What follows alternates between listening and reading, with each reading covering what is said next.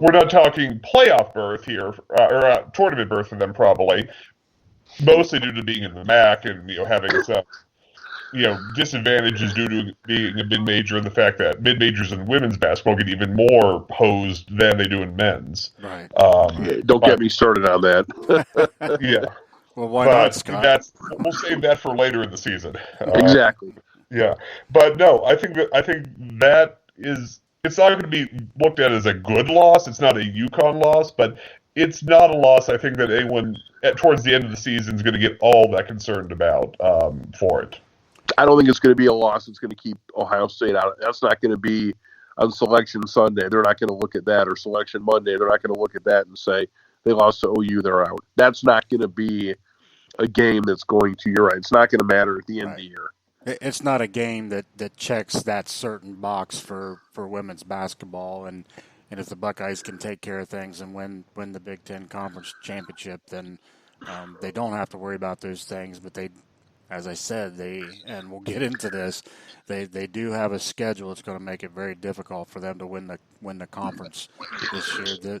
The interesting thing about that game was they turned right around 4 days later in that week, knowing that they had UConn on the 24th. They went to one of my favorite places in Ohio for a college basketball game, to the MAC, to the Memorial Athletic Coliseum at Kent State.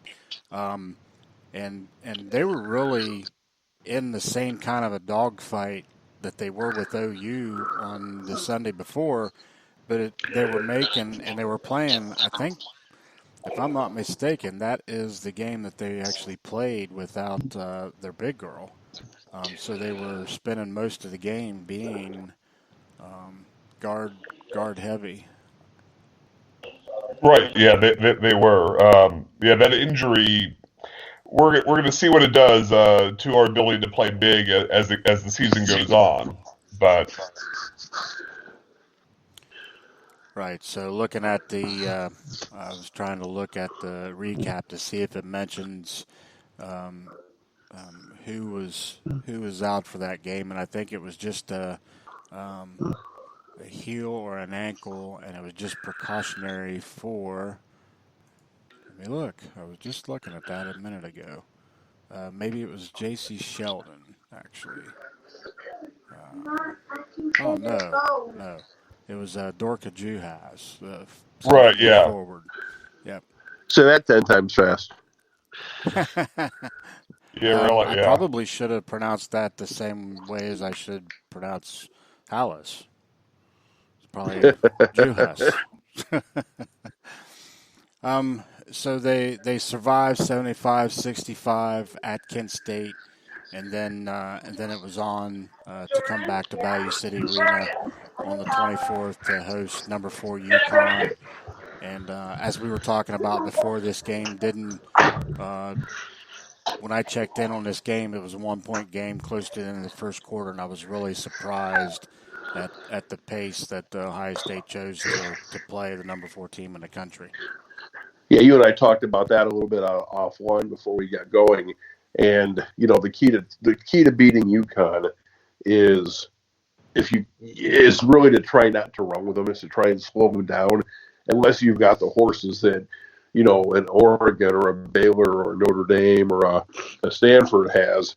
If you don't have those types of horses, you've got to try and slow them down and keep it 50, 60-point game.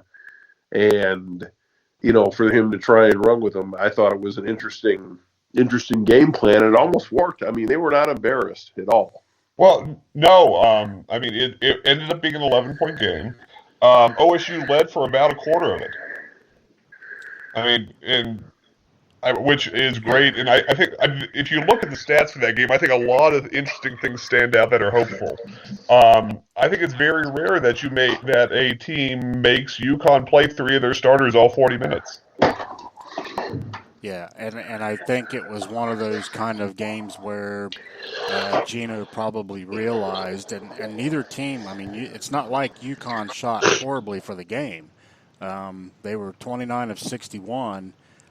They shot a lot more shots or a lot less shots than they typically do. The Buckeyes, however, were 24 of 68, and that is surprising that the game was as close as it was, which with how poor the Buckeyes actually shot in that game. Yeah. Well, and the worst thing, this is something that, kind of shows up repeatedly, and hopefully is more of a freshman thing, but we have seen it in recent years too, is the shooting from the field wasn't great, but the free throw line shooting was atrocious. You just can't play a team like UConn and go 5 of 13 from the free throw line. No, when UConn's giving you points, you got to take them. When UConn's giving you points with the clock stopped, you got to take them. And if I'm not mistaken, Ohio State had been a pretty good free throw shooting team heading into that game. I like to see a team up around 70% or higher, and I thought they were. I don't have the stats in front of me because I'm having Wi-Fi problems, but I thought they were really close to that heading into that game. I may be wrong, but I thought they were up there. It's been a very bipolar year at the line for them. So they're probably averaging around 70%, but they're having games where they're shooting 85 or better than they have games where they're shooting sub 50%. Yeah, and it's going to be tough you need that consistency. It's going to be tough to win games in a consistent pace when you're not being consistent from the free throw line, and that may or may not be like a bad cliche to use, or now I'm sounding like old school basketball or whatever, but you got to make your free throws and you got to do it consistently. No, exactly. Because if OSU shoots 70% from that game, that's suddenly it's a 2-possession game at the end. Yep. And that's at that point, who knows what happens? Yeah, you got a young team believing they can win. That's the worst thing a good team like a UConn can do is let a young team hang around and get some confidence. Yeah. And I don't think UConn let Ohio State hang around. I think everything Ohio State did helped themselves hang around. Oh, exactly. It's not that UConn played a bad game. I think Ohio State played up to them and really showed that there's talent here. It needs polish and experience, but there's a lot of talent there. The thing that statistically stands out to me is we only committed 12 turnovers in that game.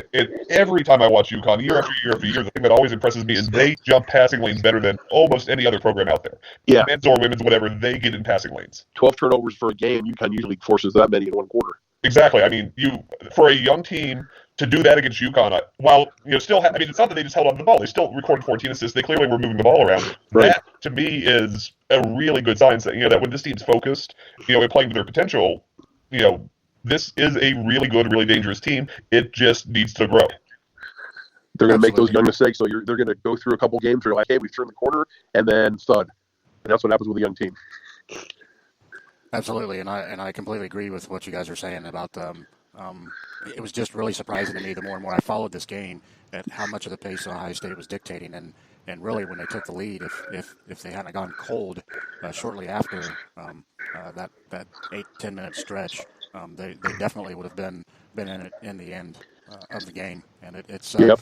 I think it's one of those games that'll probably actually end up in the end will be a box checker for the Buckeyes when it comes to the committee looking at other teams in the Big Ten Conference that have been very competitive. Yeah, they always look at, if what they do for the college football playoff holds true, where they look at common opponents, they're going to see UConn beating teams by 20 and 30 points, and you're going to see they only beat Ohio State by 11, and that could be the difference for Ohio State if they're out of the bubble, between them and another team getting in. No, exactly. Playing a top, I think UConn's number 4 right now. Playing a top 4 team, a probable 1 seed that closely can only help, in terms of selection committees for it. And hopefully going forward, this is a game that should be a big confidence booster for the team of, hey, you went out there and played the best program in women's basketball history, still a very good team of it, even though they have some turnover too this year. I thought they played UConn, not Notre Dame. You said the best college program in women's history. I thought they played UConn.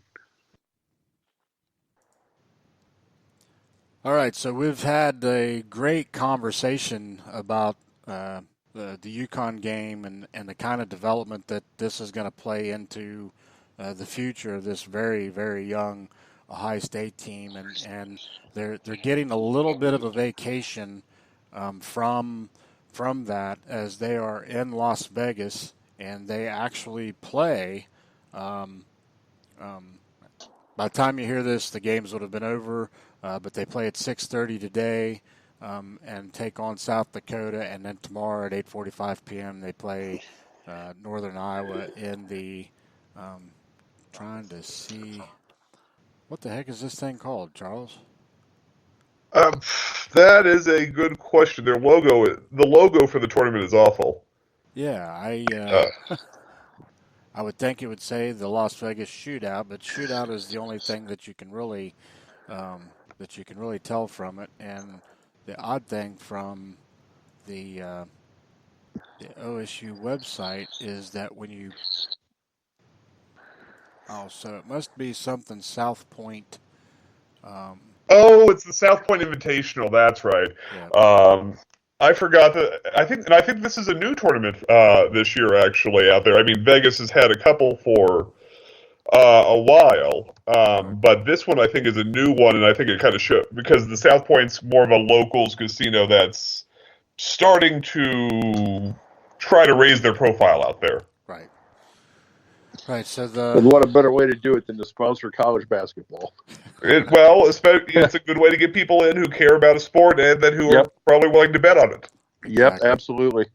And it's funny because when I clicked on the ticket icon, it took me to a rodeo picture of this South Point Arena. So it must be very popular for hosting rodeos and some of those types of events. So this may be a new venture for the arena, and hopefully the Buckeyes will fare well out west on this mini vacation Thanksgiving weekend, and then they get a little bit of break, and then right back on to Louisville at home, and it's really I think this is a unique story because when we were looking for somebody to replace Foster, the first choice is the coach of Louisville, who had just taken his team to the Final Four and almost upset a UConn team.